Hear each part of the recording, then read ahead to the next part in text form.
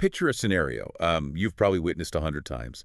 Two really intelligent people are sitting across from each other, right? Hmm. Someone brings up a recent news headline, and within 2 minutes, the conversation just escalates.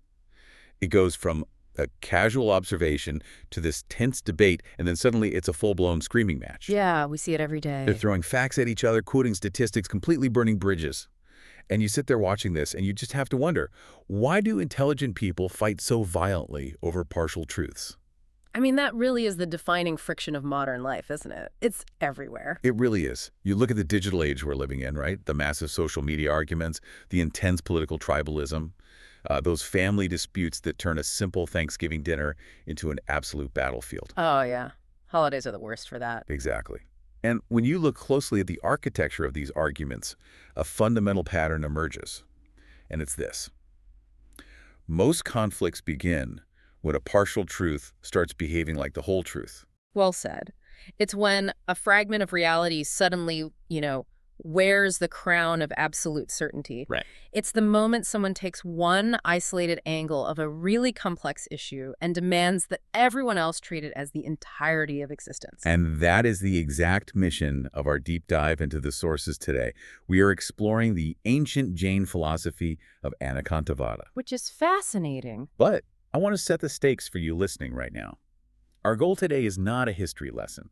We aren't doing some, dusty archaeological dig. No, not at all. We are here to uncover a highly practical discipline for truthful speech in a deeply divided world. And the stack of research we're working from points us directly toward that practical application. We're drawing on deep analyses of these ancient Indian texts from scholars like Johannes Bronkhorst, Melanie Barbato, and Sri Nahata. Right, they really lay it all out. They do. They peel back the layers to show us something remarkable. They reveal how Anekantavada trains us to speak, to think, and to judge without doing violence to the truth itself. Wait, hold on. I have to stop you there because my alarm bells are ringing. And I suspect you listening might be feeling the exact same skepticism right now. Okay, lay it on me. Isn't this just like the ancient version of everyone has their own truth? The relativism trap? Yeah. Like if we're just saying reality is complex and everyone has an angle, how does this not just devolve into lazy both sidesism? If someone is acting terribly or a policy is clearly causing harm, I can't just throw up my hands and say, well, from their standpoint, it's fine. I am so glad you brought that up because that is the most dangerous misconception about this philosophy, and we really need to dismantle it immediately. Anekantavada is definitely not relativism. Okay, so it's not saying all views are equal. Absolutely not. It does not mean that every opinion is correct. The researchers looking at pluralism make a very sharp distinction here. If you just flatten all views into some generic equality, you're actually abandoning truth. Right. It's not a permission slip to just accept everything. Which brings us to the central realization of this entire deep dive. If there is one core thesis you take away from this conversation, it is this. Anekantavada is not asking us to weaken truth. It is asking us to stop lying about complexity. Exactly. Just consider the ethical weight of that statement. Early Jain thinkers maintained this rigorous constraint. They argued that reality itself is deeply complex. And so any one-sided claim is missing the point. Right. It becomes fundamentally incomplete, and it actively distorts reality unless we explicitly state the exact standpoint from which it happens to be true. Let me put that in a practical context for a second. If someone is actively causing harm, this philosophy doesn't offer a pass for moral passivity. It doesn't say, oh, just ignore the harm because they might have a point. Far from it. It actually demands a more rigorous investigation. It forces you to ask a series of really exact questions like, what is factually true from their specific limited standpoint? What glaring realities are completely missing from their standpoint? Yes. And where exactly does the harm enter the picture? And finally, what judgment becomes fair only after seeing the whole multi-sided picture? So it's a demand for exactness in conflict, not in decision. Exactly. Okay, I'm starting to see the architecture of this, but I'm incredibly curious about the origins. Like, if this wasn't designed for internet debates or modern political polarization, where did this idea actually come from? Well, the historical origins are genuinely a philosophical shock.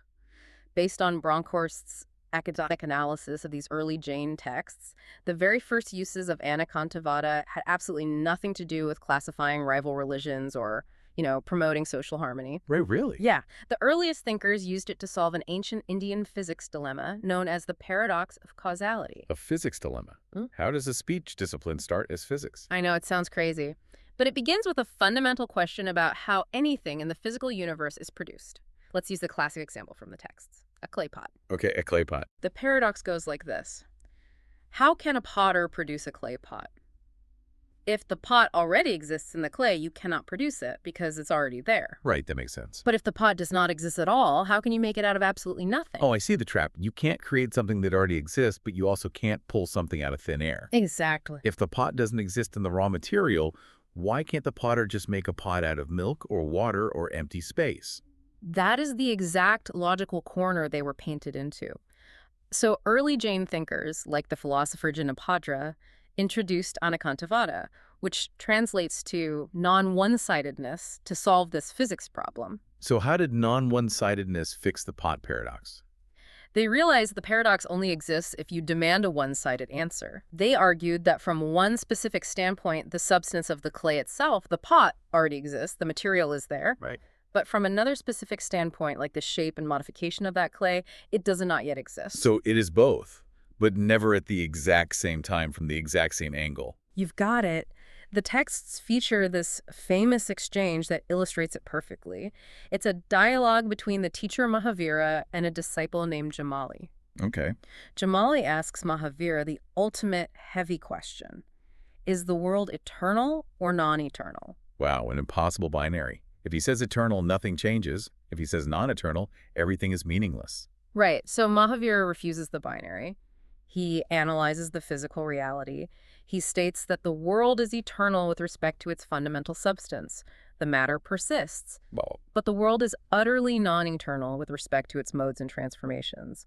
The forms are constantly decaying and reforming. let's translate this to a modern, relatable analogy so you listening can really visualize how this works. Think of a glass sitting on a table. Oh, good one. From one standpoint, it is half full. Mm. From another standpoint, it's half empty. Right. From another, it's made of glass. From another, it's fragile. From yet another, it's useful. And all of those describe reality. Exactly. But none of these single descriptions alone captures the whole object.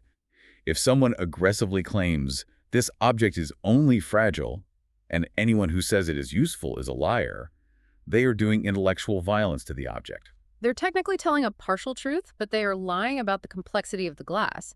And this anchors us to a foundational line from the ancient text, the Tattvartha Sutra. What did it say? It declares, existence is endowed with production, decay, and duration.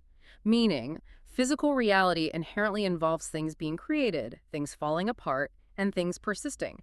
Absolutizing only one side of that distorts existence itself. I mean, I understand how this solves a physics problem about clay pots in existence, but humans don't generally get into screaming matches over clay pots. No, they don't. How does a theory about physical matter evolve into a weapon for winning philosophical arguments? This represents Bronkhorst's second major finding, the second evolutionary leap of Anekantavada. As time went on, Jain philosophers recognized that this analytical tool was incredibly effective for managing rival truths. So they took this lens of standpoints and turned it outward. Yes, applying it to non-Jain systems of thought. India at the time was this vibrant, fiercely competitive marketplace of philosophical ideas. They started diagnosing the intellectual blind spots of their rivals, basically. They did. You had the Buddhists, for instance, who looked at the world they saw aging, the changing of seasons, the decay of the body, and they concluded that reality is in constant, unrelenting flux. Impermanence is everything. Which is one standpoint. Exactly. Then you had the Samkhya school. They looked at the world and believed that underneath all that chaotic change, there must be a foundational, unchanging reality that persists. Permanent substance is everything. Another standpoint. Right. And the sources reveal something fascinating about how the Jains responded to this. They didn't dismiss the Buddhists or the Samkhya school as being entirely wrong. No, they didn't. Instead, they said these rival schools had successfully discovered partial truths. The violence to truth happens only when a rival claims their partial discovery is the absolute limit of reality. Yes. The Jain texts actually develop specific vocabulary for this. They call this an incorrect, one-sided description, or mithya ekanta. Mithya ekanta. It's the act of taking your specific slice of the pie, holding it up, and confidently declaring it is the entire bakery. You are using your partial truth to aggressively negate the rest of reality. And what's the alternative? A correct, one-sided description, a samyaga kanta. That states a truth while acknowledging its own boundaries. It leaves room for the rest of the object to exist. So, if claiming a partial truth as the whole truth is the root of human conflict, how do we actually force our brains and our mouths to handle this complexity? It's tricky. Because it's one thing to understand this conceptually while listening to a deep dive. It's an entirely different challenge to actually speak this way when your heart rate is elevated and you're angry. Oh, absolutely. But the historical texts provide a highly technical, integrated framework to bridge that gap between theory and action. Based on Srinivada's research, right? Yes, looking at the 8th century philosopher Akalanka. He formalized this system. He didn't leave this as an abstract theory to ponder on a mountaintop. He built a structural mechanism for human speech and thought. Consisting of 3 vital, interconnected terms. Don't worry, we won't turn this into an overwhelming lecture for you. Let's just walk through those 3 terms, keeping them completely grounded. The first term is the one we've been using, Anekantavada. This refers to the external reality itself. It's the ontological fact that the world is many-sided, infinitely complex, and cannot be captured by a single description. Okay, reality is many-sided. What's the second? The second is Nayavada. This shifts to the human mind. It is the doctrine of viewpoints. It's the active recognition that every single human statement inherently comes from a specific partial angle. Right, and the third term? Syadvada. This is where it becomes a physical action. This is the speech practice itself. It's the doctrine of conditional predication, which involves actively using the word syat, meaning from a certain perspective, it is so. I love how those 3 fit together. It's like Anekantavada is the vision, Nayavada is the viewpoint, Syadvada is the language of humility. A language of humility. I like that. And it's vital to understand that Syadvada is not a mood of hesitation. It's not just saying maybe all the time. No, it's not saying maybe or perhaps because you lack confidence in your facts. It is a rigorous, demanding speech discipline. By forcing yourself to add from this standpoint to your sentences, you're structurally preventing yourself from committing intellectual violence. It functions like a speed bump in your own mouth. It stops you from speeding past nuance directly into dogmatism. Exactly. Yeah. The scholars describe this practice as enacting epistemic humility under ethical constraint. You are forcing your brain to remember the limits of its own perception before the words even leave your lips. Let's take this discipline out of ancient India and put it right into the middle of our digital outrage ecosystem. Let's do it. If the internet is our modern debating hall, what does Jain's speech ethics actually sound like inside it? Well, the conflict resolution data is very illuminating here. Modern research on effective polarization, the intense emotional dislike between opposing groups shows that simply hearing the other side does not de-escalate hostility. Wait, really? We're always told to just listen to each other. I know, but in many cases, forcing people to listen to opposing views actually causes them to dig their heels in deeper. It increases the hostility. Because if someone is yelling an absolutist claim at you, your biological response is to yell an absolutist claim right back. Precisely. The research indicates that actual depolarization requires cognitive flexibility. It requires an individual to internally reframe an issue through multiple conditional perspectives without losing their own core coherence. Okay, let's put this to the test with a role play. Yeah. I'm going to give you a sweeping, absolutist modern claim that causes endless arguments. Ready? Social media is destroying society. A textbook absolutist claim. It is a classic mithya ekanta, an incorrect one-sided description. To apply the framework, we must shatter the absolute and rebuild it using conditional speech. Stating the issue from distinct standpoints. Let's hear it. Standpoint 1. From the standpoint of human psychology and attention spans, digital media undeniably intensifies effective polarization. It relies on algorithms that reward outrage and fuels toxic social comparison. From that angle, the claim is entirely accurate. Okay, standpoint 2. Standpoint 2. From the standpoint of marginalized communities and information distribution, social media bypasses traditional gatekeepers. It democratizes the ability to publish and gives a vital voice to unheard people. From that angle, the original claim is false. And is there a third? Standpoint 3. From a broader systemic standpoint, the core issue is not the physical technology itself, but human attachment, ego, and profit-driven corporate design interacting with legacy media. Notice the shift in the temperature of that conversation. This is not rhetorical compromise. We didn't just split the difference and conclude, well, social media is moderately okay. Right, there's no false middle ground being established. You aren't being a centrist. It's about arriving at a much more truthful, exact description of a highly complex problem. By stripping away the absolutism, we remove the exact fuel that powers the polarization. That exactness is the ultimate goal of the discipline. Which brings us to the most important part of this deep dive: application. Because knowledge without application is just trivia. We want you to try this modern conflict protocol in your own life. It's incredibly powerful if you actually do it. Think of a current conflict you're facing. Maybe it's a debate you keep having with a coworker, a disagreement with your family, or a deeply entrenched political argument. Let's walk through how you actually do this step by step. Step 1 is identifying the absolute. You must name the claim in its usual rigid form. What is the definitive statement causing the friction? Okay, so naming the claim, then step 2. Step 2 is applying Saladvada. You must restate it conditionally. Force your brain to state the issue from 2 or 3 different standpoints, starting your sentences with from the standpoint of. Right. And then step 3 requires you to identify the partial truth in the opposing side. What data point or lived experience are they seeing that is genuinely real? Exactly. Followed immediately by step 4. Identify what is being ignored by that opposing standpoint. What part of the elephant are they entirely blind to? Step 5 is utterly crucial, though. You must ask where the harm enters.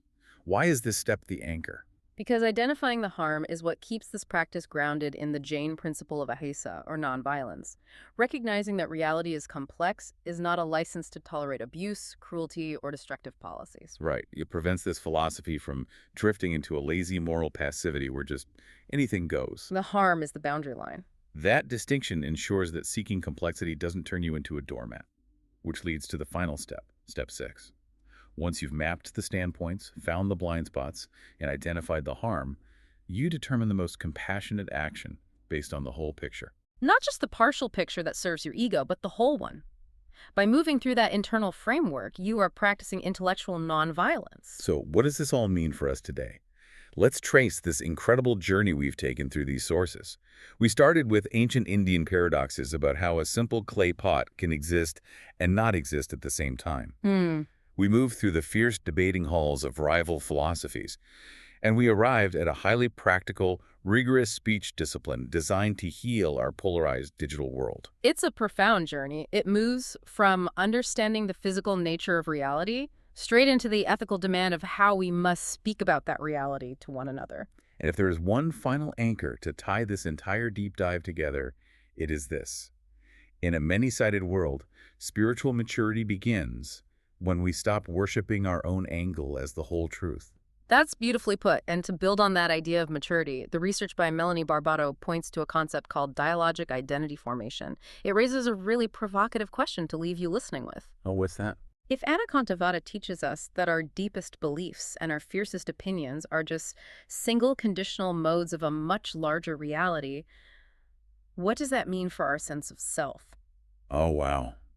That is a staggering thought if we apply this framework internally. Right. Think of your identity like a house with many windows. You may have spent your entire life staring out the north window, looking at a mountain range, and so you built your entire identity around the belief that the world is made of mountains. Turning the language of conditional humility inward. Exactly. Who is the you that remains when you stop treating your current worldview as the absolute truth? If our very identities are constructed from partial truths, perhaps true self-discovery requires stepping away from the window, turning around, and finally looking at the whole house.